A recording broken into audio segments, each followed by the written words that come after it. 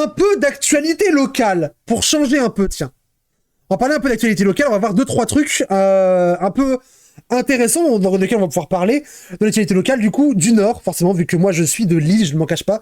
Je suis même du sud de Lille, voilà, comme ça je me suis doxé, vous pouvez venir chez moi. Bon courage pour trouver où j'habite. Qu'est-ce qu'on a? Alors déjà, premier sujet, moi qui m'intéresse beaucoup. Attention, flash information. À 2 pas de la gare Lille-Flandre, cette nouvelle consigne à bagages permet de voyager léger. Qu'est-ce que c'est que cette histoire? Depuis le début du mois d'octobre 2025, une nouvelle consigne à bagages s'est installée à 2 pas de la gare Lille-Flandre. Elle propose un autre service en plus de la consigne. Intéressant, mais encore. Quoi? Intéressant aux abonnés? Bah ils iront se faire foutre. Après celle de City Locker, une nouvelle consigne à bagages automatique a ouvert au début du mois d'octobre à 2 pas de la gare Lille-Flandre. La marque française Lokin a installé au 22 rue des Arts une solution pratique et connectée pensée pour les voyageurs, les professionnels et les Lillois en vadrouille. Pourquoi c'est pas dans la gare? C'est une très bonne question, Shazam. La réponse est simple. En fait, ce que vous voyez là, le truc de Lokin, c'est une boîte privée qui fait une consigne qui n'est pas affiliée à la SNCF. Je suis devant chez toi. Tu manges de la flatterie ici et je vois qu'il est devant chez moi. Qu'est-ce qui se passe? Du coup, on est sur une des étapes du démantèlement du service public du train, où tous les services sont privatisés. Les bagageries n'existent quasiment plus en gare pour des raisons de Vigipirate. C'est bien pratique pour virer les bagageries, les trucs qui marchent un peu. Par contre, elles sont décentralisées, des endroits qui sont moins pratiques, moins accessibles, plus chiants et plus chers surtout. Et ça permet de dépouiller la SNCF de ce qu'elle a. La SNCF, aujourd'hui, en termes d'entreprise, elle ne possède quasiment plus rien. Elle ne possède pas les gares. Les gares appartiennent aux collectivités territoriales. Elle ne possède pas les trains. Les trains appartiennent... alors les trains peut-être aussi. Elle ne possède pas les voies ferrées. Les voies ferrées appartiennent à RFF, qui est devenu SNCF Réseau, qui est autre chose que SNCF tout court. Elle ne possède quasiment rien. La seule chose que la SNCF possède vraiment, c'est son personnel. Même les guichets, les trucs de facturation, etc., quand vous allez acheter un billet en gare, ce sont des agents qui ont le truc SNCF, mais qui appartiennent à la municipalité. Et la SNCF, depuis 40 ans, se fait dépouiller petit à petit tous ces trucs et tous ces services. La bagagerie y compris. Et du coup, on se retrouve avec des bagageries qui sont excentrées de la gare, donc moins pratiques, beaucoup plus chères, parce qu'avant les bagageries ça coûtait rien. Beaucoup moins pratique, et des trucs d'applications connectées de cons, et on présente ça comme un progrès. C'est insupportable, moi ça m'énerve de fou. Les filiales de la SNCF sont mises en concurrence avec des boîtes entièrement privées. Oui, tout à fait. Tout à fait. Bon voilà, ça c'est pour le premier sujet du jour, sur cette consigne à bagages qui permet de voyager léger. Parce que moi je me rappelle que quand les bagageries avaient commencé à fermer, je m'étais intéressé au sujet, on nous avait dit, non mais faire des bagageries c'est pas possible parce que c'est contradictoire avec les lois Vigipirate, on ne peut plus avoir de bagagerie. Comment ça se fait que le privé ils peuvent? C'est bizarre non? La bagagerie, oh là là là là. Au secours. Bon voilà, ça c'est pour le premier sujet. Ensuite, qu'est-ce qu'on a? Ah bah voilà. On va parler un peu de la tempête Benjamin qu'il y a eu ces dernières semaines là. Tempête assez vénère qu'on a bien pris dans la gueule dans le nord. On va voir les résultats, les appels que ça a eu sur la côte d'Opale. L'arbre a cédé à la mi-journée, au moment où les rafales de vent ont été les plus fortes sur le littoral de la région. Oh putain. Aucun blessé n'est à déplorer, mais la toiture de la maison a été fortement endommagée, obligeant les pompiers à intervenir. Là, l'objectif, c'est de dégager les branches de l'arbre. Et en dégageant les branches de l'arbre, on observe son comportement parce qu'il pourrait glisser ou revenir à sa position initiale parce qu'il est déraciné. Les branches sont dégagées, on procédera au bâchage, c'est-à-dire qu'on va mettre une bâche pour éviter les infiltrations d'eau. Plusieurs... c'est vrai que c'est pas con, c'est que l'arbre du coup il est posé en équilibre instable, si du coup il va glisser de quel côté, est-ce qu'il va pas tomber sur un autre truc fragile? C'est hyper intelligent, j'ai pas du tout pensé à ça. Les arbres n'ont pas résisté aux bourrasques de vent, comme ici à Coudekerque-Branche près de Dunkerque, ou encore dans la forêt de Falon, au sud de l'île. Oui. Avec des rafales soufflant à près de 110 km/h, la tempête Benjamin a offert un sacré spectacle aux promeneurs du littoral. À Wimereux, la mer déchaînée a submergé la digue. Oh putain, ah ouais. Des photos quand il y a des grosses vagues en fait, donc là j'adore. C'est vrai que c'est des grosses vagues quand même, et puis il y a beaucoup de vent, donc faut être prudent quand même. Prudence effectivement aussi pour ces passionnés de photographie venus prendre quelques clichés sur les hauteurs de Boulogne-sur-Mer. C'est vrai que c'est beau, hein. C'est vrai que c'est beau de fou. Là, j'adore la mer et en plus quand il y a du vent et des vagues comme ça, c'est génial. Elle est belle, Gel. C'est enthousiasmant, quoi. C'est la force de la nature, c'est la puissance de la nature, c'est extraordinaire. Tout en restant prudent malgré tout. Ah oui, on reste prudent, oui, on s'approche pas trop là, on fait attention. La tempête a aussi perturbé le trafic ferroviaire de fou. la région. Certaines lignes de TER ont été interrompues au cours de la journée par mesure de sécurité. Bah merci François Région pour ce point sur les conséquences de la tempête, un peu léger. Qu'est-ce qu'on a ensuite? Remplacement des aiguillages de la ligne à grande vitesse nord à Lille. Oh, ça c'est intéressant ça. Plus de 80 tonnes à 5 km/h, une manœuvre délicate à 2h du matin en pleine voie. Oh mon autisme est tellement flatté. Oh là là là là. Pour installer un nouvel aiguillage entre Lille et Paris. On est sur une opération de ripage d'appareil de On l'appelle côte d'opale car légèrement verte, oui tout à fait. voie. L'opération consiste en fait à extraire l'appareil qui a été monté sur une plateforme au préalable, mise en voie pour l'amener vers la zone de pause qui se déroule à quelques kilomètres. Ensuite on va aller le poser en voie pour remplacer l'ancien appareil par le nouvel. Ça c'est trop stylé. Vraiment alors moi j'ai un king sur les trains, vous le savez. Mais j'ai encore plus un king sur les trains chantiers qui font les voies. Je trouve ça trop autistique. Aiguillage neuf et plus lourd. C'est un peu fort par Les contre. nouvelles pièces sont en béton, un matériau plus durable que le bois. Posé en 2 fois, chaque nouvelle structure pèse au total plus de 160 tonnes. Toute la nuit, près de 80 personnes s'activent. Une opération inédite dans la région. C'est ultra impressionnant. Premier aiguillage, le premier renouvellement d'aiguillage depuis la construction de la ligne, depuis 1993, donc c'est le premier. Ah ouais, ça fait 30 piges. Ça fait 30 piges que ça n'a pas été renouvelé. Ah ouais, il était temps. Aiguillage qui est posé sur la LGV Nord, donc l'axe Paris-Lille. La particularité de ces aiguillages sur la ligne à grande vitesse, c'est qu'ils font 160 mètres de long, l'équivalent d'un terrain de football et demi.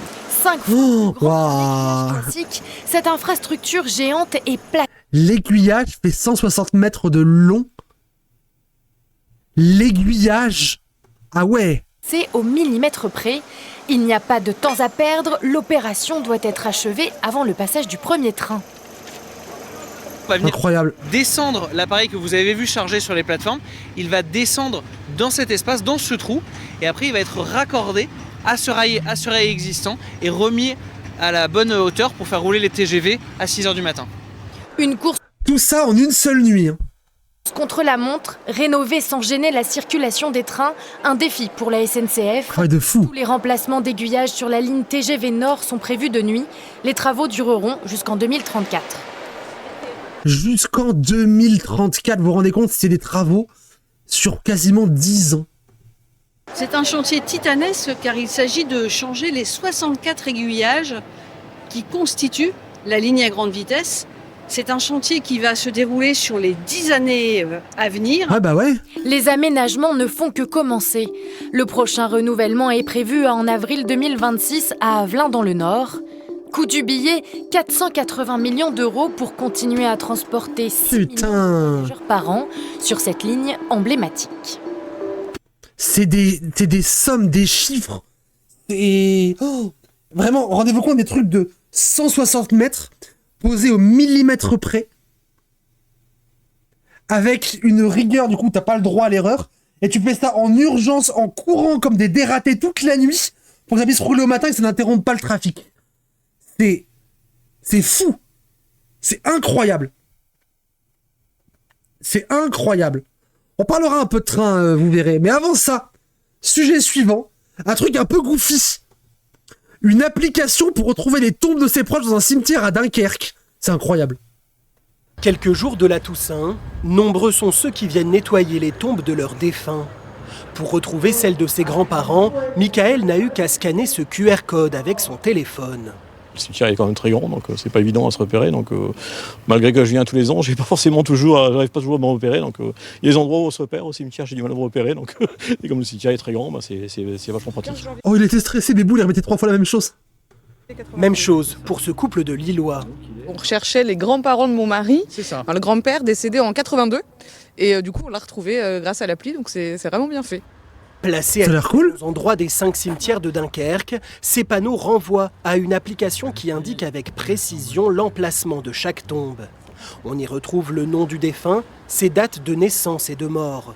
Le site vous géolocalise dans les 14 hectares du cimetière et fonctionne ensuite comme un GPS. Sans l'appli, ça aurait été compliqué. Ça c'est clair parce que j'étais en plus on a déménagé beaucoup, donc il y a longtemps que j'étais pas venu.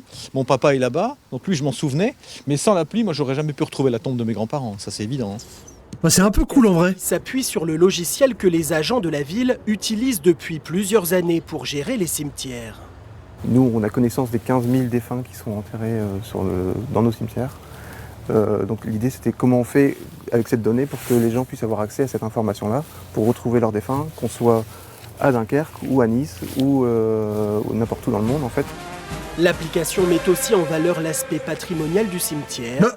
C'est quoi cette musique remarquable et celle des Dunkerquois les plus célèbres, comme le compositeur de la cantate à Jean Bart. Ok. Incroyable. Incroyable. Trop stylé. On va revenir un peu dans le génie civil. Qu'est-ce qu'on a? Les grands travaux de l'A1, l'autoroute exceptionnelle. Vous connaissez l'A1, on a parlé de la LGV, la ligne grande vitesse du coup qui est entre Paris et Lille, qui est extrêmement fréquentée. Pourquoi? Tout simplement parce que c'est aussi la ligne de l'Eurostar, du coup de toute la liaison France-Angleterre. L'Eurostar c'est une ligne qui du coup part de Londres, passe par Brunswick je crois, passe par Calais, Lille et ensuite va jusqu'à Marseille. Alors tout n'est pas établi Eurostar mais cette ligne-là est prévue comme ça. Et là, on va parler aussi de l'A1, qui est l'autoroute du Nord. Le Nord, on est très fort en transport, qui est emblématique, et surtout, l'autoroute du Nord, qui est gratuite. Entièrement gratuite. Et contrairement aux Bretons, on passe pas notre temps à s'en vanter, nous. Bref. Il y a d'abord une couche de forme. C'est celle qu'on voit à la surface, et qui est constituée d'enrobés bitumineux. Elle fait une vingtaine de centimètres. En dessous, une couche d'assises, solide, de 60 centimètres, constituée de produits dérivés du ciment. Et enfin, une couche de forme de 40 cm constituée de cailloux. Pour construire une autoroute, il faut beaucoup de cailloux. Pour construire une autoroute, il faut beaucoup de cailloux. Ils viennent de faire un truc épique, ça me termine. Luc Baudelot, expert chaussée, directeur du Nord. Une autoroute, c'est à peu près 30 000 tonnes de cailloux au kilomètre. Et ah oui, quand même 30 000 tonnes au kilomètre. Ah oui, d'accord. Et n'est pas très riche pour les matériaux nécessaires à ce niveau de trafic poids lourd qu'on a sur l'autoroute. Une grande partie des matériaux, à peu près 70% des matériaux qui composent l'autoroute A1, sont composés de ressources locales. Comme quoi? Les cailloux, on les trouve dans les carrières. Le seul problème, c'est qu'il n'y a quasiment aucune carrière dans le nord de la France. Non, en Belgique. Nous sommes à Los Angoel, dans le Pas-de-Calais, le pays des terrils, où même le culmine ici à 188 mètres. C'est 50... les gens, est-ce que vous savez ce que c'est qu'un terril? Est-ce qu'il y a besoin que je vous briefe dessus? Est-ce que vous avez la data? Je me rends pas compte à quel point vous connaissez le Nord ou pas. Genre 180 mètres pour un terril, c'est vraiment énorme. Là, vous voyez ça, vous dites, oui, bon, c'est une colline. Non, ça n'a rien à voir. C'est pas une colline. Oui, vous connaissez, oui. Ok, pas besoin que je vous briefe, c'est bon. 188 mètres, c'est stylé. Je crois que c'est sur celui-là qu'on peut faire du ski l'hiver. Les scories des villes, oui, si on veut. Mine montagne, ouais, exactement, bien joué. 30 mètres de plus que la grande pyramide de Gizeh. Ouah, notre terril est le plus grand que pyramide de Gizeh. Alors, maître Gims, qui c'est qui fait l'électricité maintenant? C'est dans ces terrils que les ingénieurs, grâce à un phénomène naturel et étroitement lié à l'histoire industrielle de la région, ont trouvé les cailloux nécessaires à la construction de l'autoroute A1. Oh, ils ont miné le terril? Comment ça? En 3 siècles d'exploitation, le bassin minier du Nord-Pas-de-Calais est à l'origine de 100 000 km de galeries percées dans ses sous-sols. Plus de 2 fois le tour de la Terre. Et d'où ont été extraits 2 milliards de tonnes de charbon. Inlassablement, les mineurs creusaient les veines et remplissaient des wagonnets entiers de tout ce qui était excavé. À la surface, la musique épique, en séparant le charbon du schiste noir. Ok. Une pierre naturelle friable et très présente dans les sols. Ok. Ne faisait rien. Ce sont en grande partie ces résidus de la mine qui forment les fameux terrils. Et du coup, c'est ça qu'ils vont utiliser pour les autoroutes. À la fois, c'est stylé parce que c'est des ressources locales. À la fois, ils vont enlever les terrils. Comment ça? Ils vont enlever les terrils? Sauf qu'à un moment donné, le tri n'était pas forcément parfait, notamment sur les premières années d'exploitation. Et il y avait encore pas mal de charbon à l'intérieur de ce matériau. D'où les charbonnières. Si vous ne connaissez pas le lore des charbonnières, c'est souvent des meufs qui étaient très pauvres, qui en fait elles n'avaient pas de taf, et du coup elles arpentaient les terrils en fouillant à main nue pour essayer de choper des petits morceaux de charbon qu'elles revendaient ensuite aux exploitants des mines. Une étincelle suffisait à mettre le cœur du terril en combustion. Cette combustion, à l'intérieur du terril, pouvait parfois atteindre des températures de 1900 degrés. Wouah! Durer pendant des décennies. Wouah! Le résultat est que sous l'effet de la chaleur, les poches de schiste noir ont cuit et sont devenues des poches de schiste rouge. Résistants. Vous voyez, à titre d'exemple, ici vous avez du schiste noir et puis ici du schiste rouge qui a pris un coup de chaud et qui a durci. Et ici vous êtes sur un matériau qui est extrêmement dur et ici vous êtes sur quelque chose qui est beaucoup plus friable. Il y en a un qui a pris un coup de chaud, un peu comme les pierres volcaniques qui sont toujours très dures. Stylé. C'est un peu la même chose, on a nos petits volcans dans le Nord-Pas-de-Calais. Voilà. Trop stylé. Des terrils avec des veines de schiste rouge. C'est du bon shit, sa mère, non. Faut pas fumer le schiste, non. Bon, déjà, faut pas fumer le schiste, c'est pas bien. Mais fumer le schiste, c'est pas mieux. On fait pas ça. Exploités comme des carrières à ciel ouvert, qui ont permis à la région des Hauts-de-France de réaliser rapidement sa partie de l'autoroute A1. La section entre Carvin et Lille est mise en service dès 1954. 54 l'autoroute. Attendez, vous vous rendez pas compte, 54 ça veut dire moins de 10 ans après la guerre, ils faisaient des autoroutes déjà. C'est fou. Tel entre Fresnes-lès-Montauban et Carvin en 1957. Ça a plus de 70 ans. Alors que l'autoroute est déjà terminée au nord, les choses sont plus compliquées du côté de Paris. Les nombreuses expropriations à gérer pour faire arriver l'autoroute au super-échangeur de Saint-Denis ralentissent les travaux. Mais ce n'est pas tout. L'urbanisme effréné d'après-guerre modifie considérablement le visage et la démographie de la banlieue nord. Les villes champignons apparaissent à cette époque-là. Sarcelles, La Courneuve, tout d'un coup deviennent des grands espaces urbains. Et donc ça a un impact considérable sur la voirie. On ne peut plus se permettre de penser, ou de ne pas penser en fait la voirie, comme c'était le cas au cours des années 30 quasiment. Les choses semblent avoir beaucoup changé en 20 ans. À la fin des années 50, une nouvelle étude montre que le trafic routier, prévu autour de 30 000 véhicules par jour aux abords de la capitale, pourrait doubler en moins de 10 ans. Le super rond-point de Saint-Denis n'est pas encore construit, qu'il est déjà obsolète. Waouh! Ah ouais, la sauce! Les ingénieurs décident de maintenir le tracé de l'autoroute jusqu'à la porte de Paris, mais de renoncer au super rond-point. À la place, ils proposent de faire tourner l'autoroute à angle droit au-dessus du canal de Saint-Denis, dans l'axe de l'avenue du président Wilson. Un défi technique considérable pour l'époque. Quoi? C'est juste un virage, non? Le contexte de l'après. Ah non, c'est surélevé. Est un contexte de reconstruction. Un contexte aussi de nouvelles technologies vont arriver avec des nouveaux bétons, des bétons très performants, des bétons avec des systèmes de pré-contrainte, c'est-à-dire de pouvoir mettre en place de grands ouvrages d'art. Le viaduc du canal de Saint-Denis a probablement été l'ouvrage le plus difficile à construire de l'autoroute A1. Mesurant 366 mètres, il est réalisé à quasiment 90 degrés avec un dévers de 7%. Ah ouais, il faut que ça soit penché pour qu'on puisse mieux tourner. La voie repose sur 8 travées continues, réalisées avec des voussoirs préfabriqués en béton précontraint. Trop stylé.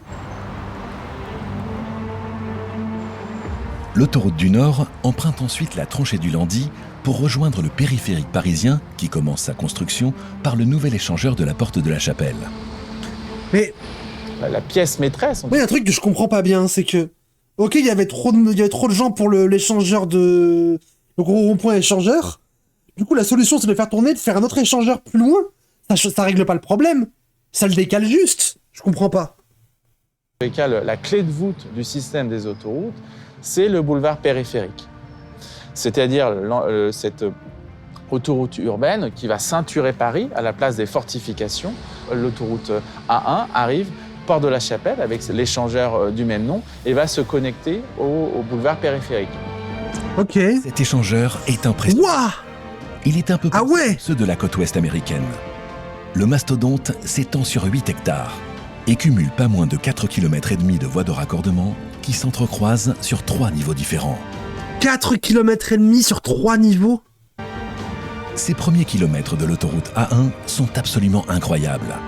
Ils additionnent les 3 ouvrages d'art les plus remarquables de l'ensemble du parcours et concentrent à eux seuls tout le génie français. Visionnaire et capable d'intégrer rapidement à ses nouveaux projets les dernières innovations. C'était incroyable. C'était incroyable. J'ai adoré ce moment de reportage. C'était trop bien. Le génie civil, c'est trop stylé. Et c'est pas fini. Vous savez pourquoi? Parce que là, on est parti pour reparler génie civil, pour parler de transport encore, pour parler de Lille. Par contre, on va parler de trucs qui marchent un peu moins bien. On va parler du métro de Lille. Et il va vous expliquer. Salut et bienvenue dans cette nouvelle vidéo. Je sais pas si tu reconnais, ici on est à Lille. Oui, je reconnais. En face de la gare Lille-Flandre. Je reconnais. De la station de métro, gare Lille-Flandre. Oui, alors, de l'entrée de l'Ouest. C'est le plus long réseau de métro de France, après Paris. Notre métro, nous, il passe la frontière, allez! Se compose de 44 km de voies. Et dispose de 60 stations. 60 stations, ma gueule! 60 stations, ma gueule! Après Paris. Alors ouais, ok, Archie. Je te rappelle que Lille, ça s'appelle Lille parce que c'est une ville qui est bâtie sur l'eau. On a 60 stations dans une ville qui est bâtie sur l'eau. Donc quand tu creuses, c'est des flaques en dessous. Et on a fait un putain de réseau souterrain. 60 stations. Paris, vous êtes des petites bites à côté.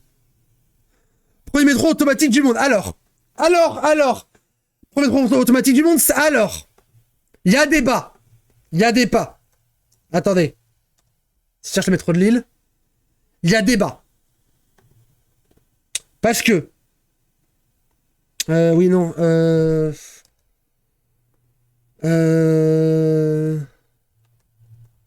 Si je cherche métro Lille, métro automatique de Lille, je peux trouver une belle image. Non, je peux plus. On va dire pas grave. Il y a débat, faut que je vous explique pourquoi. C'est la faute aux Chinois. Je crois que j'ai déjà expliqué ça à Archie et qu'il en avait ras le cul de moi. C'est vraiment la faute aux Chinois. Les Chinois, ces enculés, ils ont fait un truc de bâtard. Archie, je crois que j'ai déjà fait cette explication. Je suis pas sûr. Parce qu'en fait... Oui, on a le meilleur métro automatique, on a le premier métro automatique du monde. Sauf que, en fait, les Chinois, ils ont fait un truc où ils ont prétendu avoir le premier métro automatique du monde. Parce qu'en fait, pas longtemps avant nous, vu qu'ils ont vu qu'on était les premiers là-dedans, ils ont fait un truc. Ils ont fait le truc en mode, premier métro automatique du monde. Alors, en fait, sauf que, ils avaient effectivement une rame de métro qui était automatique, sans conducteur, et qui étaient les premiers au monde à faire ça. Sauf que, leur rame de métro, c'est pas un métro. C'est pas un train. Un train, c'est quoi un train? Un train, c'est une locomotive, donc motorisée, qui tracte des wagons. Un métro, c'est une succession de wagons qui sont autonomes, qui ont leur propre motorisation et qui avancent sur un rail. Ok. Les Chinois, c'était quoi leur truc? Ils avaient donc une succession de wagons accrochés entre eux, attachés à un câble, tenu par 2 poulies qui pivotaient avec chacun un moteur. C'est pas un métro. C'est une cabine funiculaire. Ils ont camouflé un funiculaire en métro en espérant que ça se voit pas. Pas de bol, les ferrovipates ont trouvé les plans. C'est un putain de funiculaire. Et du coup, ils disent qu'ils ont le premier métro automatique du monde, mais c'est pas vrai. C'est un putain de funiculaire. Le vrai premier métro automatique du monde, c'est nous. C'est nous. C'est Pierre Mauroy qui l'a inauguré. C'est nous. Premier métro automatique du monde. C'est nous, on est trop forts. Voilà. Les Chinois sont des menteurs. C'est des enculés, les Chinois. Ils ont essayé de nous voler notre métro, ça marchera pas. Ça marchera pas. Bref, pardon. Revenons à nos moutons.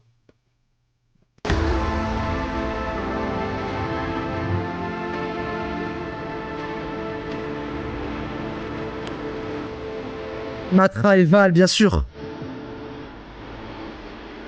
Ça, c'est mon métro, ça, c'est mon métro. Let's go. Putain, ça me fait du bien. C'est la première fois que je vois le métro lillois avec une musique épique. Ça me fait du bien. À Lille, il y a un métro automatique. Mais t'as rien écouté, là, Joufflu. T'as rien écouté du tout. Non seulement on a un métro automatique, mais on a le premier du monde, n'en déplaise aux Chinois. Xi Jinping, je te baise, Winnie l'ourson.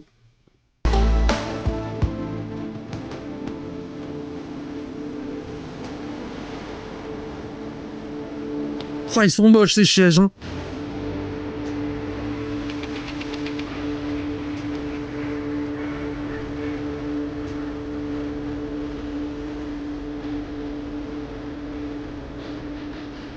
Oui, bon.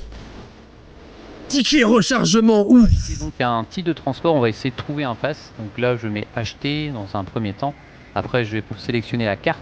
Et après je vais sélectionner pour moi pass. Oui, nous on a un système où en fait les cartes sont payantes. Mais si tu les recharges, je crois que c'est au bout du 5e ou 6e rechargement, le prix de la carte est déduit du rechargement. Donc au final, si tu l'utilises plus souvent, en fait elle est gratuite. 3 jours. Quantité un seul. Je vais ensuite valider. Oui, bah valide. Ensuite, il fait un récapitulatif de la commande. Donc pareil, oui. Je valide et je vais me présenter la carte. Oui. Sans contact. C'est long. Il a failli mettre son numéro de carte, le fou. Ensuite, justificatif d'achat détaillé, non. Oui. Justificatif de carte bancaire, non. On a un tuto à acheter un titre de transport. Ensuite, créditer des trajets. Oui. Et c'est une carte toute nouvelle parce que j'en avais pas. Donc je vais pouvoir après la réutiliser si j'ai l'occasion de passer dans cette région. Donc voilà comment elle se... Les cartes passe-passe. Parce que maintenant ça s'appelait bien, mais avant, le métro s'appelait Transpol. La carte s'appelait passe-passe. On est vraiment une ville de trans. Hein. On est vraiment une ville de travelo. La carte s'appelle passe-passe et notre réseau s'appelle Transpol. C'est vraiment un truc de queer. S'appelle passe-passe. Hauts-de-France. Dégueulasse, non, elle est mignonne. Il est trop heureux avec sa petite carte passe-passe, il est trop mignon. Ah oui, ça c'est... Oh, la vidéo a été tournée il y a 4 ans, un truc comme ça. Il y a 3 ans. Je reconnais parce que Utopia, c'est la saison culturelle de l'été de l'île 3000 il y a 4 ans. Bref, pardon. Alors, ces trucs-là, ces portiques-là, ils étaient pas là il y a 5 ans. Ils ont été mis il y a environ il y a 4-5 ans pendant le Covid. Alors qu'avant, c'était full confiance et maintenant, ils ont mis des trucs là et c'est complètement con parce que tout le monde les fraude.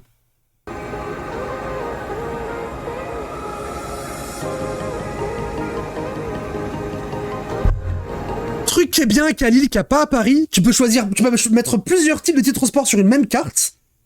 Alors, tu peux mettre genre des tickets normaux, des tickets express, un pass, etc. Du coup, à chaque fois que tu bipes, il te dit vous avez ça, qu'est-ce que vous voulez utiliser? Tu sélectionnes sur l'écran tactile, tu dis je veux utiliser un ticket ou même plusieurs tickets. Tu peux mettre genre 10 tickets sur une carte parce que c'était avec genre 2-3 potes et tu bipes 2 fois et le mec le truc te dit vous voulez passer avec plusieurs personnes? Oui, tu dis combien de personnes et ça concerne le nombre de tickets en question et du coup tu peux avoir plusieurs personnes qui prennent des tickets sur la même carte et ça c'est pratique. Il n'y a pas ça à Paris. Voilà.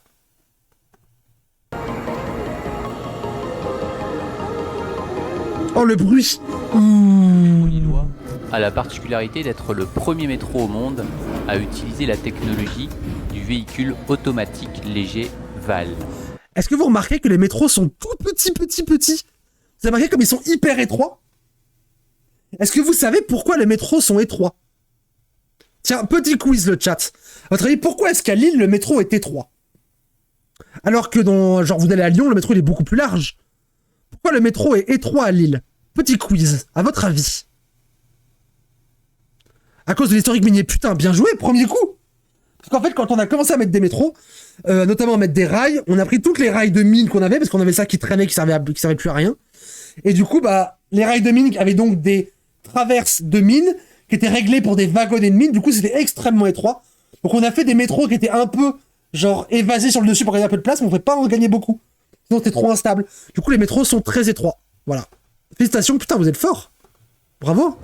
Ce métro sur pneumatique comporte 2 lignes en site propre, souterraines sur la majorité de leur tracé.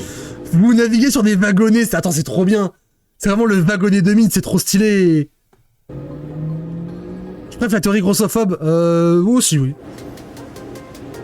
Il y a des grandes vitres partout, c'est trop cool. À son inauguration, le métro est exploité par la Compagnie du métro de Lille. Celle-ci fusionne avec une autre entité pour devenir Transpol en 1989, puis Ilevia en 2019. Je regrette Transpol. Je sais pas pour Toulouse non plus. Je sais pas du tout. Oui, le métro Lille, c'est un métro Minecraft, exactement. La station classique du métro de la métropole lilloise est souterraine à 2 niveaux. Parfois 3. Le niveau -A comporte les distributeurs automatiques de tickets, les composteurs ou encore les thermomètres, tandis que le niveau -2 est le quai lui-même. Alors après, ça dépend, c'est notamment sur la ligne rouge quand tu vas vers Mons, il y a des trucs qui sont à un seul niveau où du coup t'as un bâtiment d'arrêt de métro et t'as parfois les distributeurs, etc., qui sont au rez-de-chaussée et direct le niveau -1. Mais c'est plus dans les villes qui sont encore plus marécageuses où t'es obligé de remonter du coup la hauteur du métro pour passer au-dessus d'une flaque. Et t'as des 3 niveaux aussi, mais c'est surtout dans les centres-villes. Oh là, par contre, c'est fort. Voilà.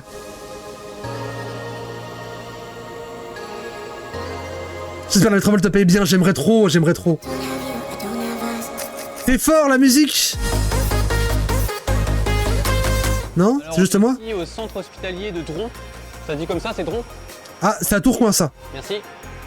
Il y a au total 44 stations jusqu'au terminus, jusqu'à Saint-Philibert. À l'homme, Saint-Philibert. La ligne fait au total 31,1 km.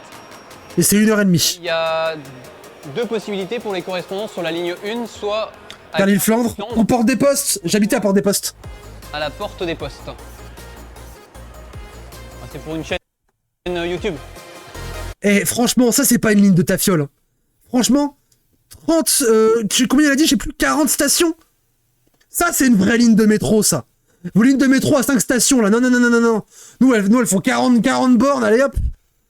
La musique qui rajoute un main break et des gros kits de gabber et c'est un peu des gènes, oui, je suis d'accord.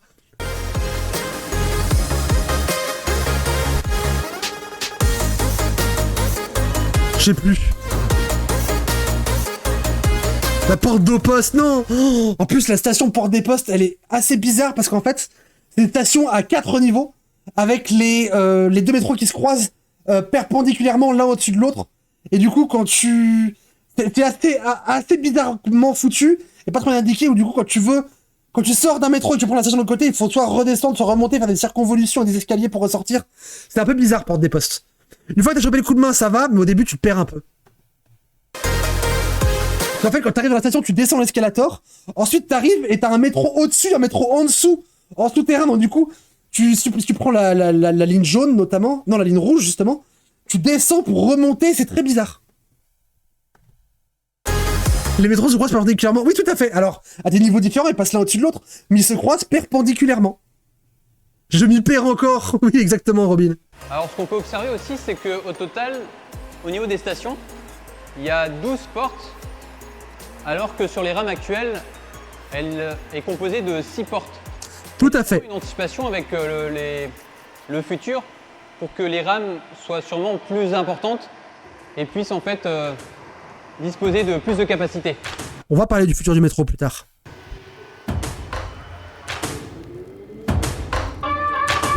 La 2 changements, c'est trop bizarre. On dit pas que c'est bizarre, on dit que c'est pratique d'avoir que 2 changements. Oh, la musique, il y a un problème de mixage son, par contre, c'est terrible.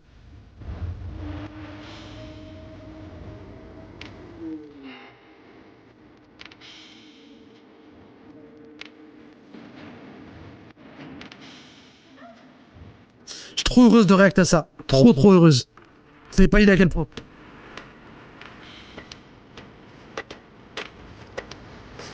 Ah oui, et notre métro est très aérien aussi.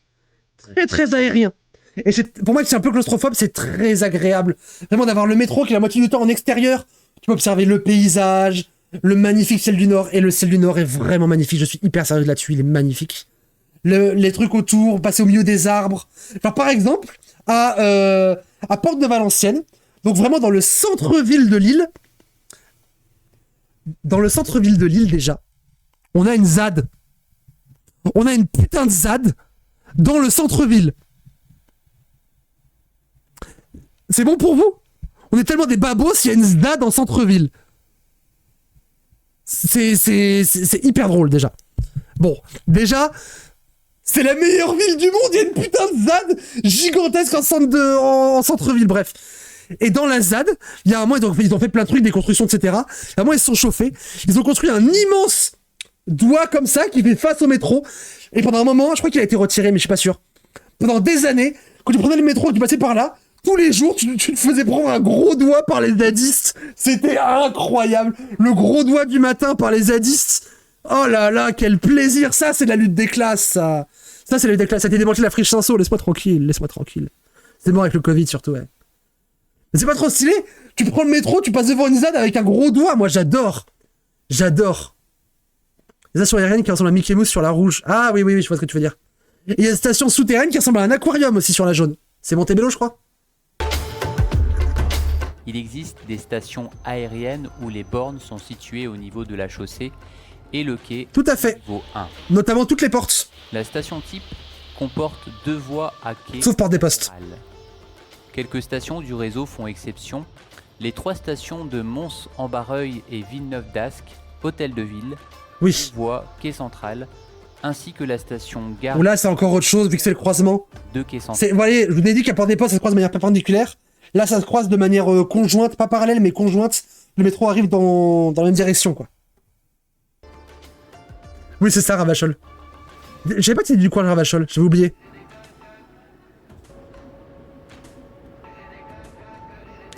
Bon, par contre, il a fait sa vidéo, c'était pas l'heure de pointe, hein. Dès le début des travaux, il est prévu que les stations soient extensibles jusqu'à 52 mètres.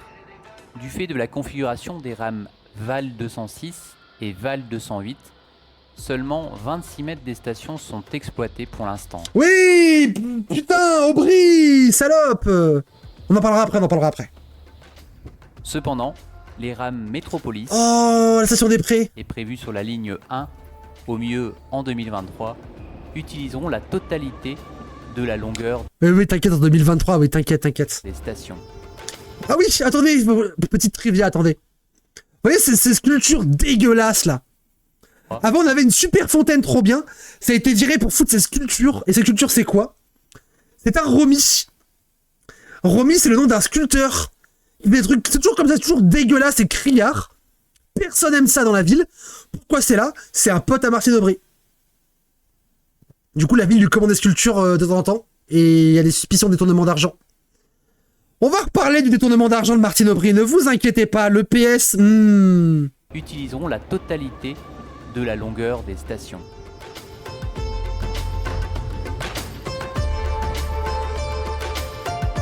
C'est trop stylé, ça c'est l'opéra et ça c'est la chambre de commerce. Avec le beffroi, enfin un des beffrois. Ça c'est la vieille... Alors, ça c'était la vieille station de la gare de Lille-Flandre, avec l'horloge notamment, l'horloge qui était l'horloge de la gare du Nord, je crois, avant qu'elle soit rénovée et qui est partie ici du coup en mode commémoration. C'est trop stylé. Ils ont déplacé la gare de Lille-Flandre et quand ils ont déplacé la façade entière. C'est un montre d'ingénierie. Ils ont déplacé la façade entière pour qu'elle reste intacte. C'était trop fou.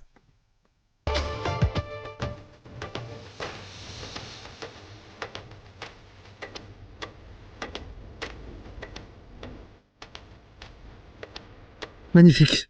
C'est l'opéra. C'est là qu'on fait les rassemblements pro-Palestine. Devant l'opéra. 2 types de matériel. Le VAL 206, il fait référence à la largeur d'une rame qui est de 206 cm, soit 2,06 m. Oui, merci. Ses autres dimensions sont 26 mètres de longueur. Les VAL 206 n'utilisent ainsi que la moitié de la longueur disponible des stations et 3,25 m de hauteur. En hauteur, c'est propre. Les dimensions sont réduites à 2,01 mètres de largeur Ah ouais. et 2,05 mètres Le bâtiment entier sur une gare du Nord. Ok, c'est pas juste l'horloge, c'est tout le bâtiment, trop stylé. de hauteur. En charge normale, 4 personnes debout par mètre carré. Une rame peut accueillir T'as les bails, toi, Ravachol. personnes. T'as les bails. En charge exceptionnelle, soit 6 personnes par mètre carré, le Val 206 peut contenir 208 personnes. Pas mal déjà.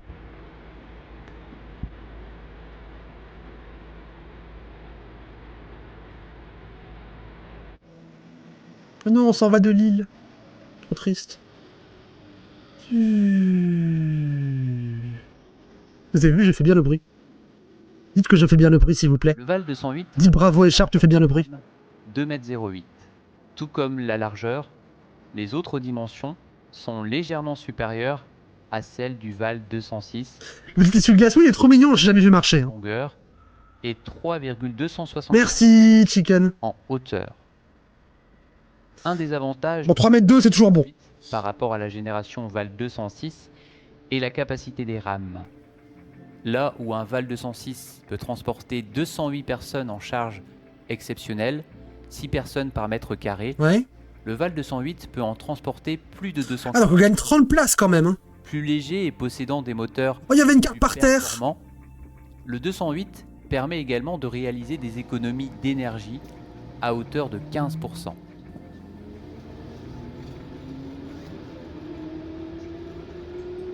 C'est magnifique.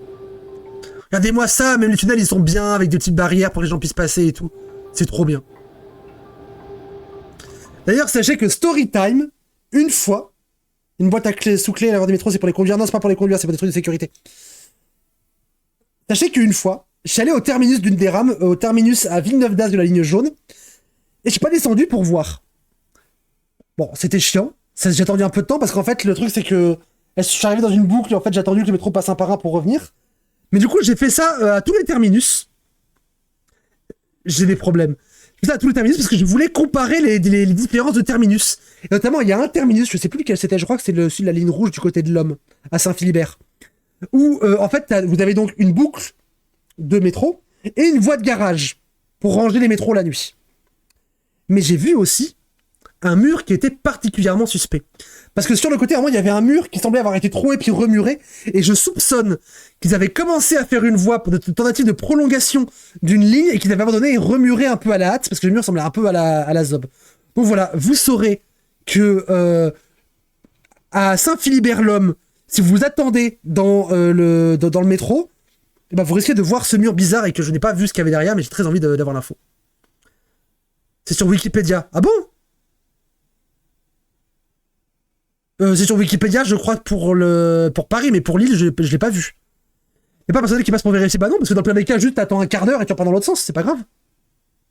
Une nouvelle ligne vers Bourdin, etc. Oui, alors... On en parlera plus tard. Les catacombes de Lille, y'a pas de catacombes, il y a de la flotte partout.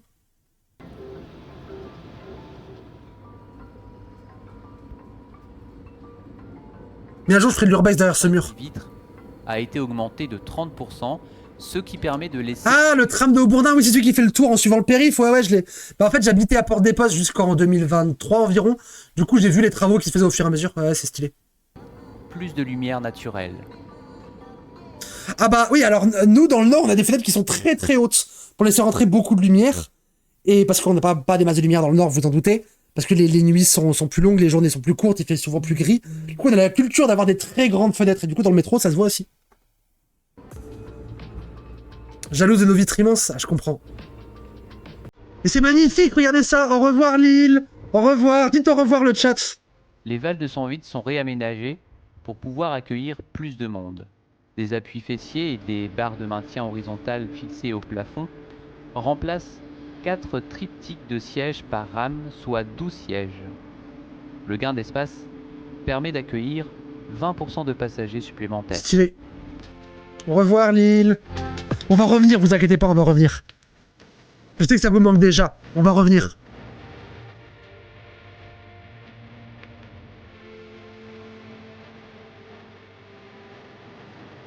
Et pas de l'amiante dans les rames? Non, pas dans les rames. La ligne 1 a été mise en service en 1983 et elle fait au total 12,5 km. La ligne 2 a été mise en service en 1989 et le trajet fait au total 1,1 km. Alors, oui et non. Oui, en tant que ligne 1, mais le métro de Lille est plus vieux que ça.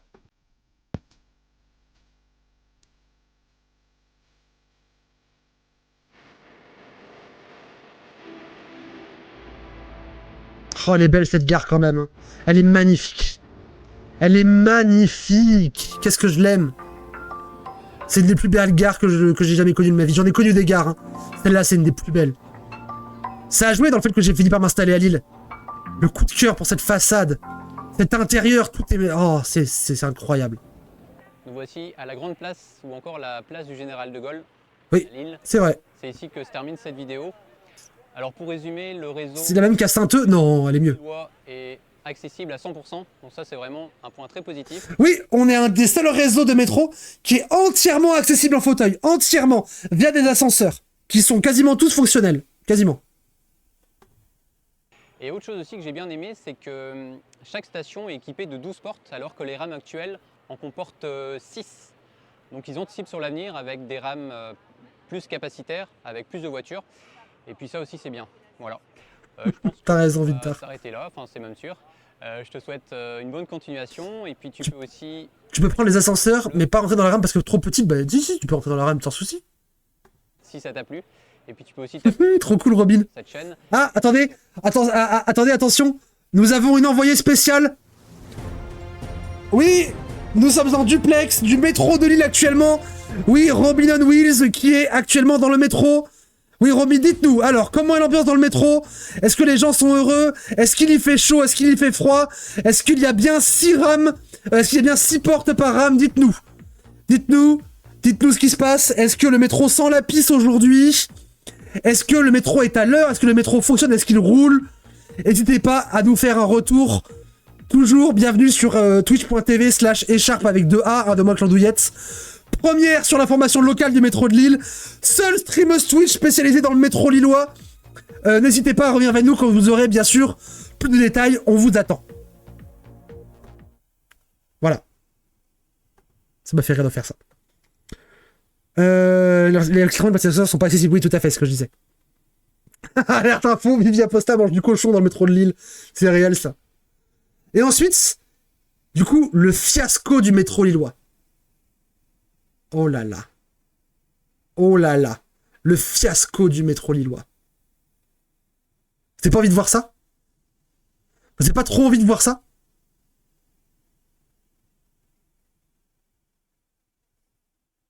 Venez, on se mate ça. C'est des étudiants qui ont fait une petite enquête. En plus, le sujet du métro lillois, cette vidéo a tellement marché à Lille, mais de fou! Tous les Lillois l'ont vu! Tous les Lillois l'ont vu. Mais en plus, attendez, je crois que je l'ai pas ici. Mais j'ai Gigama qui m'a prêté un bouquin. Attention, on est sur des autismes de compète. M'a prêté un bouquin sur l'histoire du métro lillois. C'est le tome 3 sur 5.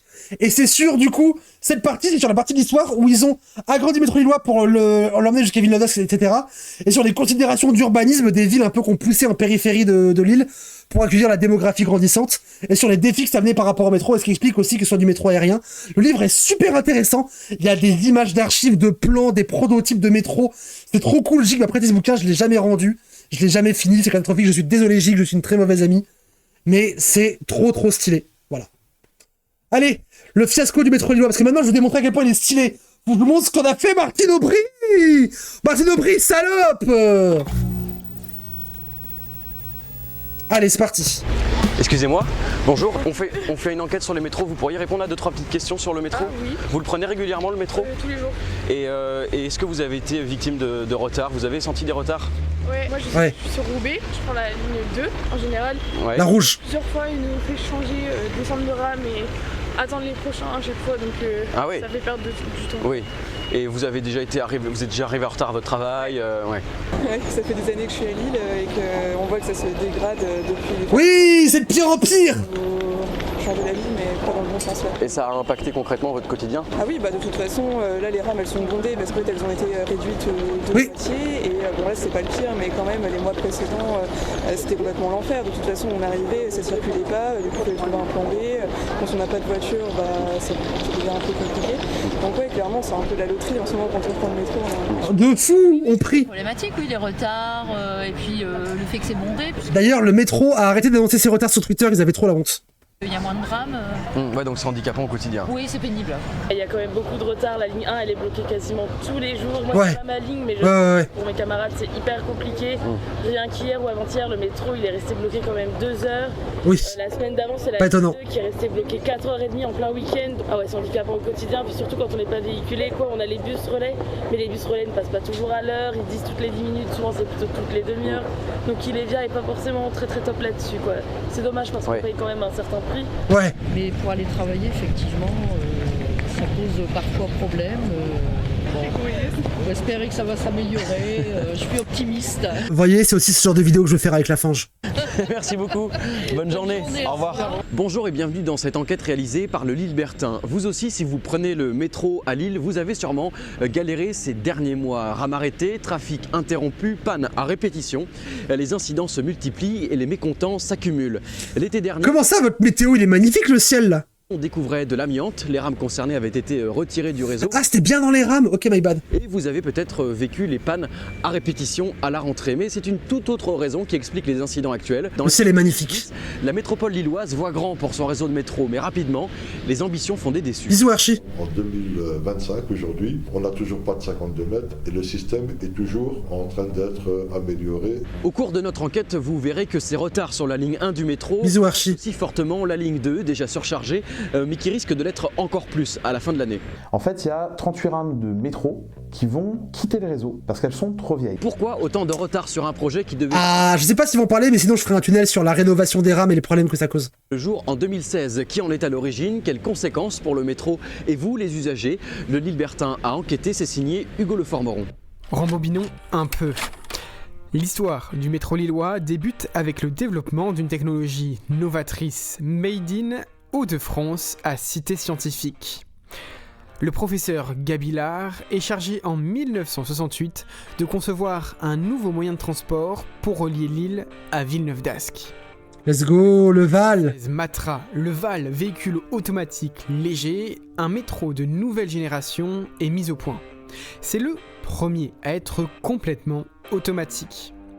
Cette révolution dans le monde des transports en commun est fièrement présentée par le président de la République, François Mitterrand, le 25 avril 1983. Ce métro léger, entièrement automatique, roule à une vitesse qui peut atteindre 80 km/h et sans conducteur.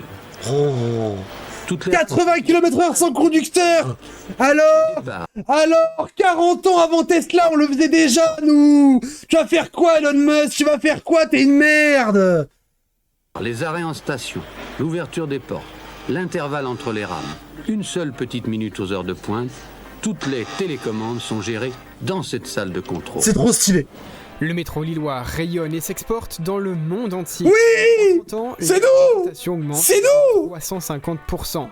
Elle atteint plus de 100 millions de voyageurs annuels. Oui. En 2010, la métropole veut rénover son bijou technologie, augmenter le trafic et doubler la longueur des... N'empêche, on baise la Chine et les USA. Les deux, on les prend, on en fait nos putes. Allez. rames de 26 à 52 mètres. Ça, c'est le fleuron français. Là, je suis fier de mon pays, là. Elles feront une longueur de 52 mètres, ce qui implique aussi le fait d'aménager les quais de 26 à 52 mètres. Donc ces travaux sur la ligne 1 nous permettront notamment d'augmenter l'offre de l'ordre de 50%. Chouette, une augmentation de l'offre de 50%. Très bien. Très bien, très bien. Quand est-ce qu'on pourra en profiter ? Au moment de la construction du métro, la métropole anticipe ce doublement et construit des quais plus longs. Malin. Les travaux à prévoir s'annoncent donc assez rapides.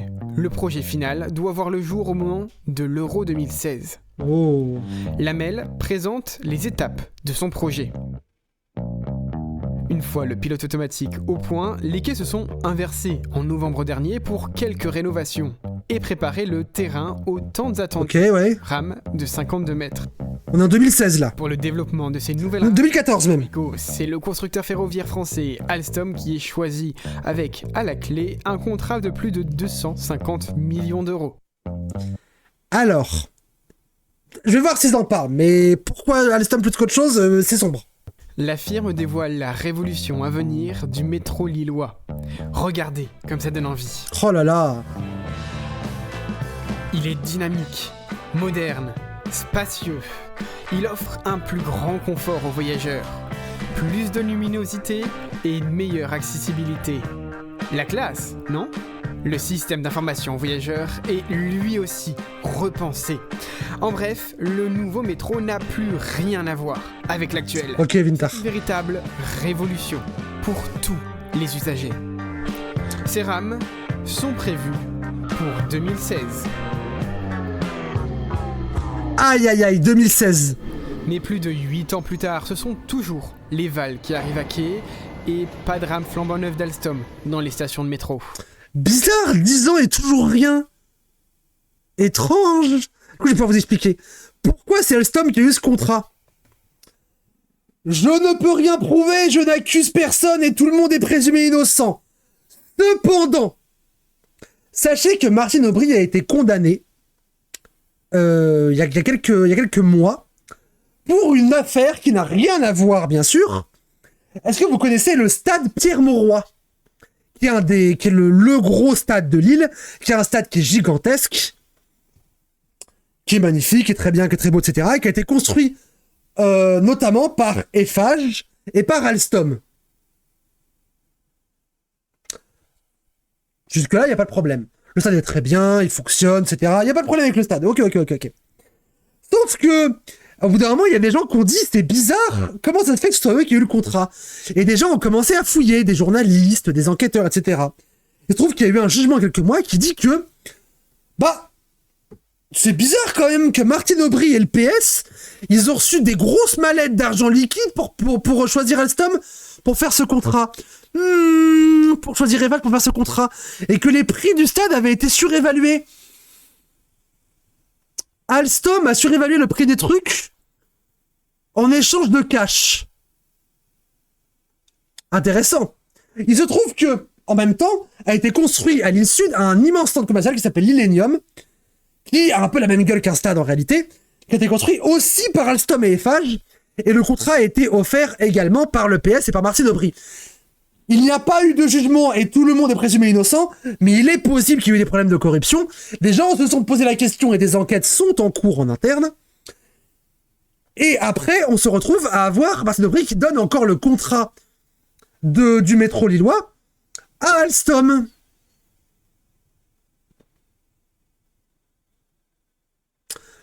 Tout le monde est présumé innocent, mais ça fait quand même des questions. Vous voyez ce que je veux dire ? Qu'est-ce qui explique... Et le coup du stade, elle a vraiment été condamnée. Matteo Ferrux est le président de Mobilil, une association d'information et de défense des usagers. Il revient sur la genèse du projet. Donc l'intérêt, il est énorme parce que ça permet d'accueillir plus de voyageurs et puis ça permettait aussi de rénover un peu le système du VAL qui a maintenant un peu plus de 30 ans. Mais il faudrait que ça soit sur le coup. Alors sur le coup du stade Pierre-Mauroy, ça a été tranché, il y a bien eu un jugement et j'imagine parce que là Martine Aubry elle a démissionné. Vraiment niveau santé c'était compliqué. À la place c'est son poulain Arnaud Deslandes, je crois qu'il s'appelle, qui a repris le truc. Et j'imagine que au PS, ils doivent être en train de faire disparaître des documents à l'appel.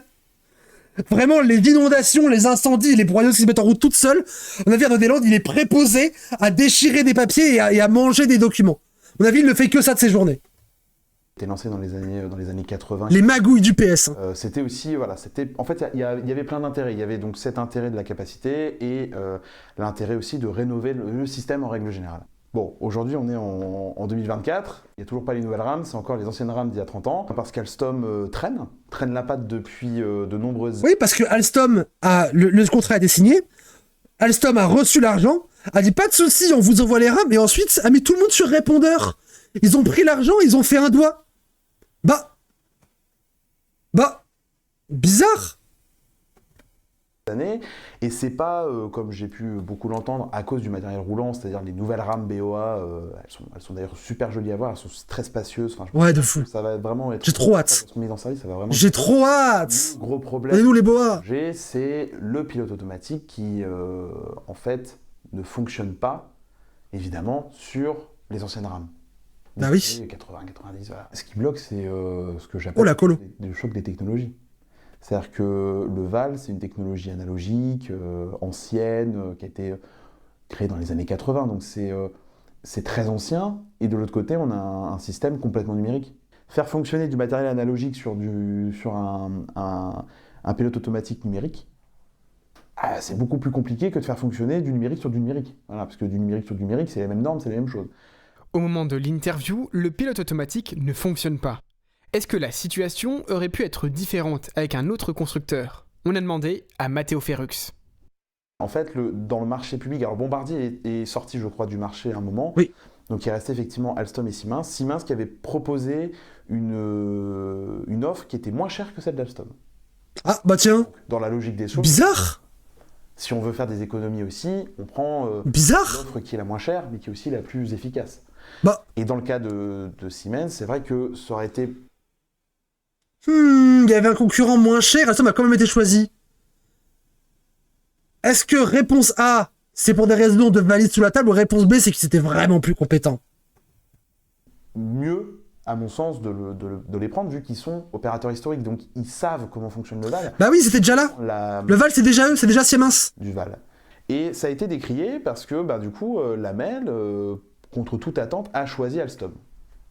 Depuis la fin des années 1990, Matra, le constructeur du métro lillois, a été racheté par l'allemand Siemens, qui est donc désormais propriétaire de la technologie VAL. On reprend à Lille, le système d'origine c'est Siemens. Pour faire évoluer le métro, il serait donc plus simple, d'après Matteo Ferrux, de faire appel à Siemens, qui connaît le système lillois. Mais Lamel a décidé de confier la rénovation à Alstom. La justification de Lamel, c'est qu'Alstom proposait une solution innovante. Voilà, Alstom proposait une solution innovante. Ah, c'est innovant, c'est sûr. Faire rouler des métros sans livrer les métros, c'est hyper innovant. Bon, elle est vachement innovante cette solution, on le voit bien, hein, ça fait 10 ans, elle est super innovante, ça fonctionne pas. Je l'aime trop. Et en plus, y a beaucoup de choses qui font que ça va pas. Il y a beaucoup d'interruptions, beaucoup d'essais, donc ça impacte aussi les usagers. Bah oui. Et voilà, les retards font qu'aujourd'hui, ça fait 10 ans qu'on promet aux gens un doublement, qui n'arrive jamais. Les gens perdent patience. On a reçu la newsletter de la MEL, donc la MEL c'est la métropole européenne lilloise, donc en gros l'agglomération. Il y a genre quelques mois qui dit ça arrive en 2026. Je me dis arrêtez de vous foutre de ma gueule. Dites-moi ça arrive dans 10 ans que j'arrête d'espérer. Mais il y a vraiment écrit ça arrive en 2026, le doublement des rames, c'est bon, c'est fait. Parce que à un moment, on paye des impôts, on nous prévoit des projets. Bisous chicken. Ok, c'est très bien, mais maintenant il faut qu'on les voit ces projets. Voilà, en fait on a l'impression de se faire arnaquer. Donc, le mieux aurait été de choisir Siemens, effectivement. Et d'ailleurs, une autre métropole en France a doublé sa capacité en choisissant Siemens. Et cette métropole, c'est Toulouse. Ah. Toulouse, depuis maintenant quelques années, elle a le 52 mètres avec les rames de VAL. Et ça fonctionne très bien. Et bah nickel. Ça a pris seulement 5 mois. Voilà. Donc, on a été la seule ville de France avec les JO à avoir une panne de métro pendant les épreuves. Ça c'est un peu de chat, désolé. Vraiment, les touristes, ça va te les nique ta mère. Bienvenue à Lille, il n'y a plus de métro pendant l'épreuve. Tu vas faire quoi, ma gueule? C'est légendaire. Je suis désolé, c'est légendaire, ça, Thomas. 5 mois, Lille, plus de 10 ans. Voilà. Bon, je suis pas sûr que le calcul original de Lamel soit super bon. Mais... voilà, après on nous a vendu, effectivement, des nouvelles rames. Je pense que c'est ça, en fait, qui a fait la bascule, c'est qu'on est... Et les valises de billets. Les rames du VAL, aujourd'hui, elles sont... Résumé innocent. On le voit... mais les valises de billets. Ça a pas mal de trucs. Il y a eu des réaménagements qui ont été faits en 2010, je crois. Mais on voit qu'elles sont vieillissantes. Et aujourd'hui, je pense que ce qui les a attirées le plus, c'est pas spécialement le prix ou la solution qui a été proposée, c'est plus l'innovation et le fait qu'on aura des nouvelles rames. Voilà. Il y a un autre problème aussi dont il n'a pas parlé, c'est que en fait là on est dans la merde. Enfin on était maintenant ça va un poil mieux, mais on était vraiment dans la merde il y a environ 1 an. Parce que en fait, il y a 4-5 ans, on a eu une alerte de Siemens qui disait attention, en fait, les rames de métro de Val, il va falloir faire des maintenances sérieuses, parce qu'elles commencent à vraiment vieillir, elles ont 40 ans les rames. Et la MEL a dit, c'est pas grave, on attend encore un peu, on la laisse rouler encore un peu, les prochaines arrivent dans 6 mois, les prochaines arrivent dans 1 an. C'est parce qu'on est en disant, attention, ça commence à être critique, il va falloir le faire, il va falloir commencer à faire des trucs en roulant, parce qu'en général, quand tu fais des maintenances, ce que tu fais, c'est que, genre, tu prends 10% des rames que tu mets en maintenance, quand t'as fini, tu les remets, tu prends des autres pourcents, et tu fais ça sur 3-4 ans, tu vois. Sauf que, du coup, la MEL a dit, non, t'inquiète, ça arrive. Au bout d'un moment, c'est Musk a dit, en fait, là, c'est simple. Les rames, elles sont en train de mourir, ça commence à avoir des accidents, il y a des blessés, il y a vraiment eu des blessés. En fait, si sous 3 mois, vous ne lancez pas les rénovations, la maintenance, nous, on sort du projet. On vous fait un procès, on sort du projet. Et la MEL a fait, oh merde. Du coup, toutes les rames de 208 sont parties en maintenance en même temps.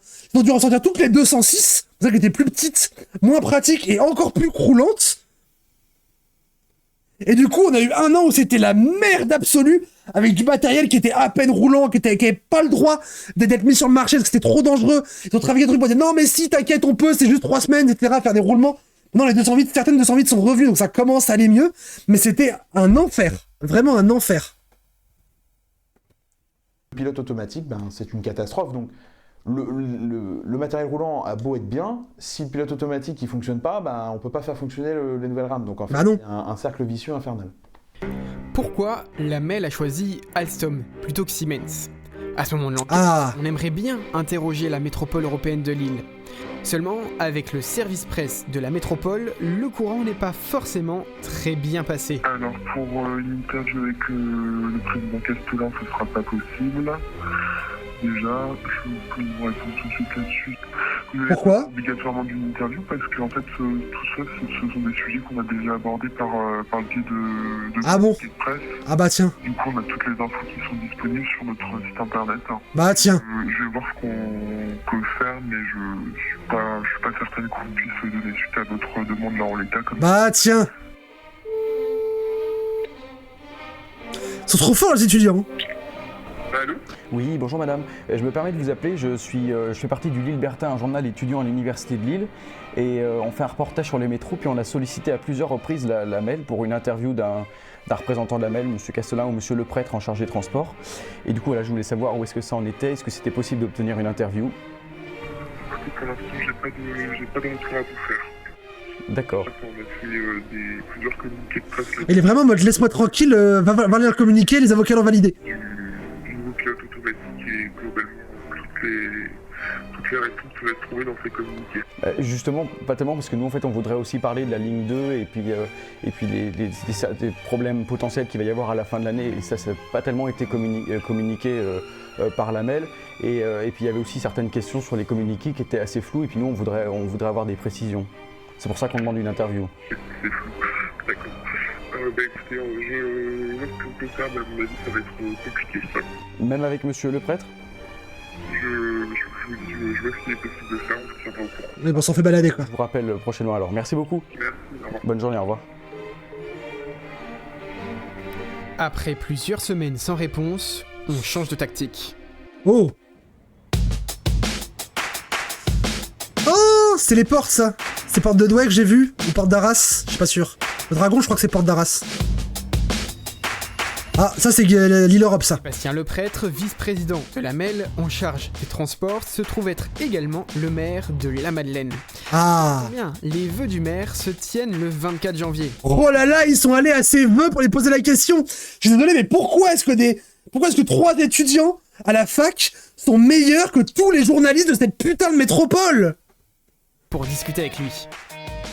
Mesdames, messieurs, ils sont trop forts. C'est un plaisir que je vous vois aussi nombreux et que je vous accueille avec les membres du conseil municipal pour cette cérémonie des vœux 2020. Oui, ils sont trop forts les étudiants.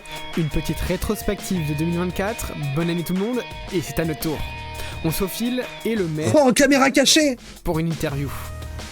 Après avoir échangé avec les équipes de Sébastien Le Prêtre, nous convenons d'une date d'interview. Mais quelques jours... Ah non, ils sont pas à l'ESJ, ils sont à la fac. Ta tenue, on reçoit un mail et patatras. Au vu des thématiques que vous souhaitez aborder, monsieur le prêtre ne donnera pas suite à votre demande d'interview. Ah non, fallait le filmer de force. Aïe, aïe, aïe, aïe, aïe. Sébastien le prêtre refuse finalement de répondre à nos questions. Aïe, aïe, aïe, oh non, dommage. Paul n'est pas très motivé pour nous répondre. Les communiqués auxquels la MEL nous renvoie depuis nos premières sollicitations, on les a lus. Seulement, aucune trace de communiqué qui expliquerait pourquoi la MEL a choisi Alstom. Seule trace de justification, une déclaration d'Éric Quiquet, ancien vice-président chargé des transports, au moment du choix d'Alstom. Siemens était moins cher à l'achat, mais en coût d'exploitation et de maintenance, c'est l'offre d'Alstom qui était la moins élevée.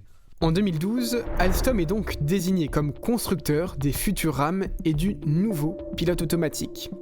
Dans la foulée, les travaux d'agrandissement des stations sont lancés. Ok. Mais rapidement, Alstom fait part de difficultés à concevoir le nouveau pilote automatique. Ok. La mise en service des nouvelles rames est une première fois repoussée. Les premières rames, elles, sont produites et attendent leur mise en service. Alors que les nouveaux métros devaient être en circulation dès 2016, en 2017, toujours rien.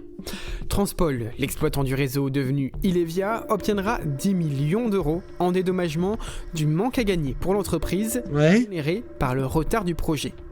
Ces retards ne sont que les premiers d'une longue liste qui amènera la date de déploiement des BOA, les nouvelles rames, à être repoussée à plusieurs reprises.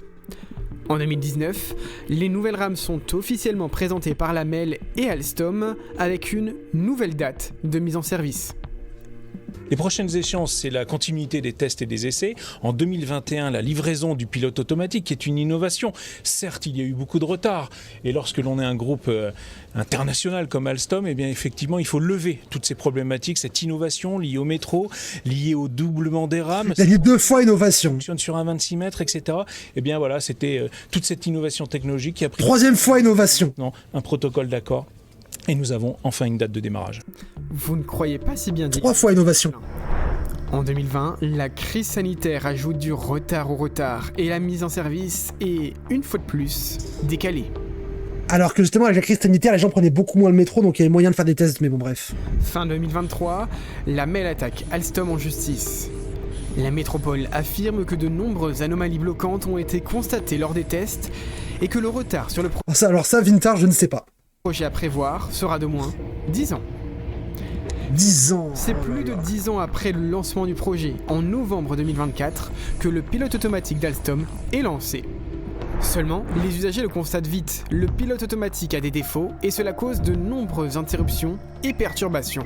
C'est une catastrophe votre nouveau pilotage, pourquoi les essais n'ont pas duré plus longtemps? Non mais c'est de pire en pire. Mais alors, pourquoi de tels incidents? Mohamed Fari représente... Parce que du coup, je vous explique si vous n'avez pas compris. Le problème, c'est que le pilote automatique d'Alstom est pensé sur du numérique. Sauf que pour voir s'il marche, il faut faire des tests. Sauf que le matériel existant est analogique. Donc, en gros, on a un programme en numérique qui est pas fiable parce qu'il est encore en test, qu'on essaie de faire rouler sur de l'analogique, donc du coup, ça marche pas. Et du coup, en fait, ils passent leur temps à essayer de bidouiller pour que le numérique soit lu par l'analogique, pour faire des tests sur l'analogique, pour qu'en fait, ce soit fiable sur l'analogique et qu'on espère que ça remarche quand on passera au matériel numérique. Faut pas faire un pilote numérique, un pilote automatique en analogique sur du matériel analogique, ce serait tellement plus simple. C'est ce que voulait faire Silence. Ical de la CGT Ilevia nous explique ce qu'il s'est passé au moment du lancement du nouveau pilote automatique. Quand on regarde la nature des pannes les plus répandues, c'était des rames qui n'étaient pas localisées à un moment. Donc il fallait identifier cette rame. Donc il fallait déjà, quand on arrête l'exploitation, c'est d'arrêter l'exploitation. Et ce qui était un peu compliqué, c'était que des rames s'arrêtaient dans le tunnel. Ouais. Et il fallait rapatrier, faire sortir des gens en sécurité, les voyageurs. Parfois, il fallait que les équipes se déplacent, se mettent en situation d'accompagner les voyageurs jusqu'aux stations pour les mettre en sécurité. Ça, j'ai déjà eu. Vraiment, dans le métro, tu vois bien, d'un coup, le métro, il s'arrête au milieu du tunnel. T'es en mode, qu'est-ce qui se passe? T'as pas d'infos. Et puis, t'attends genre une demi-heure, 40 minutes pour qu'il y ait des mecs, avec les gilets jaunes, etc., qui te fassent descendre et qui te fassent marcher avec des petits escaliers en métal pour remonter dans ce escalier en métal pour sortir de la station. Et du coup, pendant ce temps-là, toute la ligne est bloquée. Et du coup, ça prend 4-5 heures des fois. C'est un enfer. Donc il fallait arrêter complètement l'exploitation. Une fois que c'est fait, après pour faire redémarrer le machin, c'est un bordel. La rame, identifier la rame et la rapatrier jusque l'atelier. Et ça, c'était sur du temps long. Bah oui. Très compliqué à faire et ça nécessite du temps assez long pour pouvoir résoudre la difficulté. Et quand elle se répète, eh ben, ça crée forcément énormément de difficultés. Et le métro, quand on est en heure de pointe, eh ben, on se retrouve avec beaucoup de voyageurs qui remontent en surface et qui attendent des bus pour pouvoir essayer de... Et donc les bus sont saturés. À leur point de terminus. Contrairement à l'ancien système Urbanis Fluence, le pilote automatique Alstom fait communiquer les rames entre elles. Alors, ça marche bien, dis donc. Lorsque la position d'une rame n'est plus identifiée, c'est tout le réseau qui se retrouve immobilisé. C'est bien ça. Ce sont bravo qui prennent énormément de temps car elles nécessitent pour les techniciens de retrouver la rame et de la ramener à l'atelier en conduite manuelle. Mais une autre problématique vient s'ajouter à cela, la formation du personnel. Bah oui. Effectivement, il y a eu beaucoup de retard sur la formation. Hein. Les agents techniques opérationnels, ce qu'on appelle chez nous les ATO, qui sont au cœur du PC métro et qui doivent aussi, eux, gérer du nouveau matériel parce qu'il a fallu reconfigurer complètement le métro, le PC métro, pardon. Et là, les salariés n'ont pas été formés tout de suite. Et même le niveau de formation, je pense qu'il n'est pas encore optimal. Et là, il y a effectivement du retard sur les formations. Et donc ces formations-là, elles ne sont pas finies encore maintenant ? Elles ne sont pas encore terminées. Alors que le pilote automatique a été mis en place ? Alors que le pilote automatique est mis en place. Vous avez bien entendu, au moment du tournage de cette interview, en janvier 2025, le personnel du PCC, c'est-à-dire du poste de commande centralisé du métro... Aucune blague sur le PCC, le chat, hein. Aucune blague. ...formé au nouveau système de pilotage automatique. Donc elles ne sont pas encore complètement terminées. Je pense qu'elles sont quand même à un niveau suffisant pour leur permettre d'intervenir. Oui.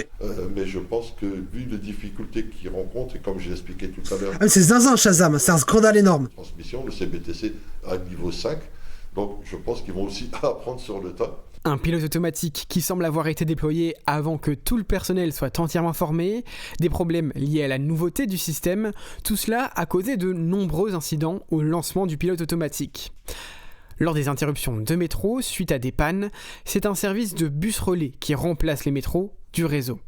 Seulement, ces bus relais, en plus d'être peu nombreux et souvent bondés, affectent en réalité aussi le réseau bus de la métropole. Complot de Xi Jinping, il pue le seum. Tu m'as convaincu, Ravachol. C'est la photo chinoise encore. Contrôleur qui avait le permis D, donc pour conduire des bus, qui allait tout de suite Ah oui, c'est vrai, Vinta, tu me rappelles un truc.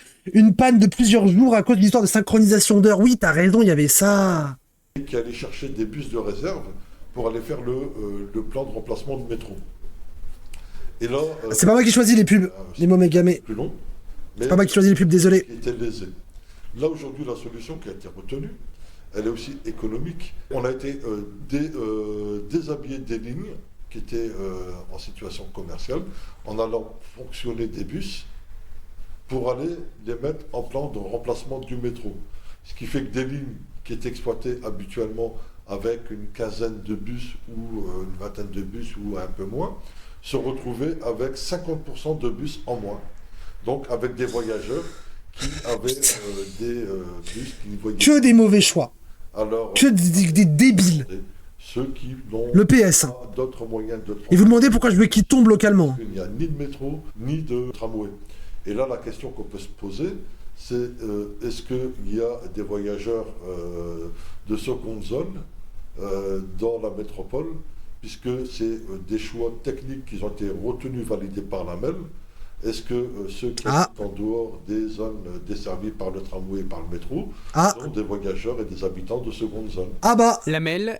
C'est bizarre, et ces gens-là, c'est plutôt quoi comme sociologie? C'est plutôt des grands bourgeois? Non.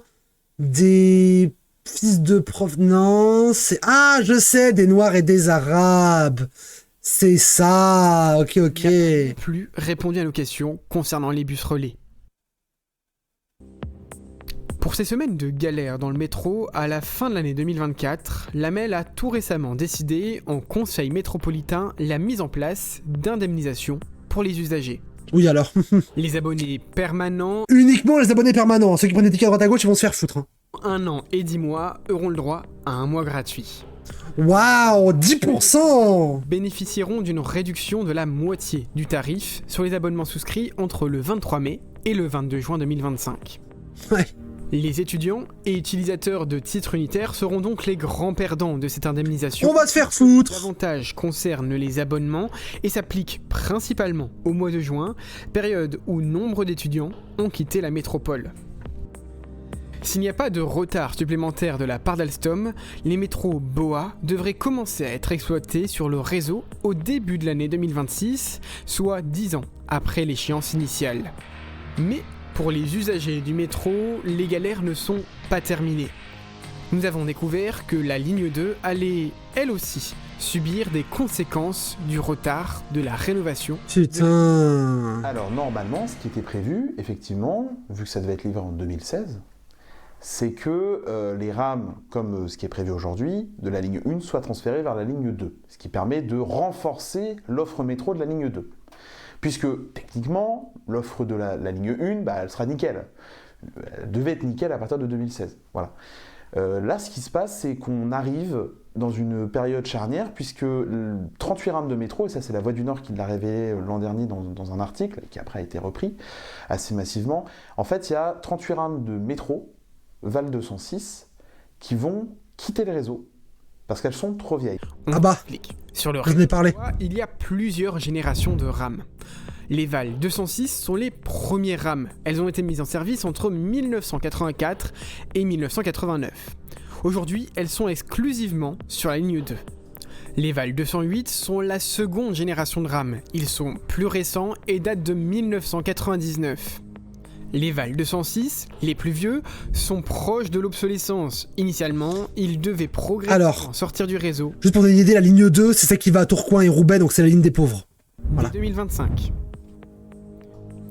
Ce qu'on vous a pas dit, c'est qu'au moment de rénover la ligne 1, la MEL a prévu le remplacement des Val 206, les rames de la ligne 2. Dès janvier 2016, une partie des Val 208 de la ligne 1, remplacée par les nouvelles rames d'Alstom, devait donc basculer sur la ligne 2. Seulement, c'est ça, avec un roulement du côté d'Alstom a mis à mal cette stratégie de la MEL. Les premiers BOA ne seront pas en service avant début 2026, ce qui empêche le transfert des Val 208 sur la ligne 2 dès 2025. Du coup, la faute à Alstom, c'est ce que dit la MEL lorsqu'elle attaque le groupe en justice. Pour la MEL, Alstom doit payer. La faute à qui aussi? Un peu à la MEL, non? Le projet menace directement la continuité du niveau du service public des transports. Oui. En raison de l'obsolescence des rames Val de 26 mètres qui débutera dès août 2025. Oui. Cependant, pour Matteo Ferrux, président de l'association Mobilil, la situation actuelle est aussi liée au manque d'anticipation de la MEL. Siemens était venu à la MEL parce qu'il y a eu une commande commune de plusieurs métropoles. Il y a Rennes, Toulouse, qui ont recommandé des rames. Et en fait, pour ouvrir une ligne de production, parce qu'aujourd'hui, il n'y a plus de ligne de production de Val, forcément, vu que c'est un matériel hyper spécifique, il a fallu réouvrir, il a fallu une grosse commande.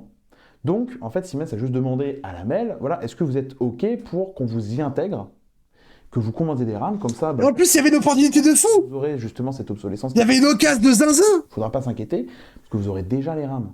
Parce que pour avoir une rame de Val, on est sur 3-4 ans de délai, quoi. Et la MEL, à l'époque, en 2021, dit non, on rachètera pas de rame. En clair, si le métro va connaître un trafic dégradé, c'est aussi parce que la MEL n'a pas anticipé la sortie du réseau des rames obsolètes. Aujourd'hui, la MEL, le nouveau Val est plein. La MEL, un PB. Si elle veut acquérir de nouveaux métros, elle va devoir s'armer de bien plus de patience que si elle les avait commandés lors de l'appel d'offres. Depuis le tournage de notre interview avec Matteo Ferrux, la stratégie de la MEL concernant les rames Val 206 obsolètes semble avoir changé.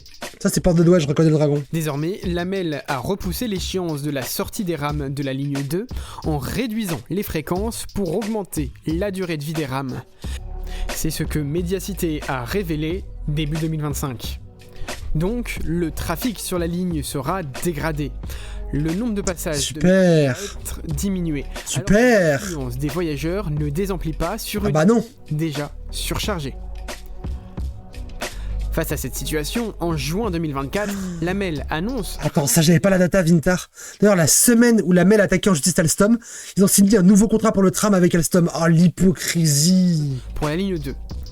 Mais en décembre dernier, on apprend qu'elles seront pour la... Le PS, putain. L'échéance pour la ligne 2 est repoussée à l'été 2025. La métropole semble jouer la montre pour ne pas avoir à racheter de rames d'ici 2026. En cas de retard supplémentaire d'Alstom, ce sont les usagers qui seront les grands perdants de ce pari. Dans tous les cas, oui, c'est nous qui allons prendre cher. Pour des prix qui augmentent en permanence. Hein. Pour finir cette enquête, on aurait aimé vous dire qu'une solution a été trouvée pour régler les soucis sur la ligne 2. Malheureusement, il faut encore patienter sur les quais jusqu'à 2026. Aucune solution pour améliorer la situation d'ici là n'a pour le moment été présentée par la MEL. Ah, et au fait, la dernière concession de service public établie entre la MEL et Ilevia, l'exploitant du réseau, prévoit encore des hausses de tarifs dès cet été. En 2031, le pass unitaire atteindra 2,20€ contre 1,80€ aujourd'hui. Putain.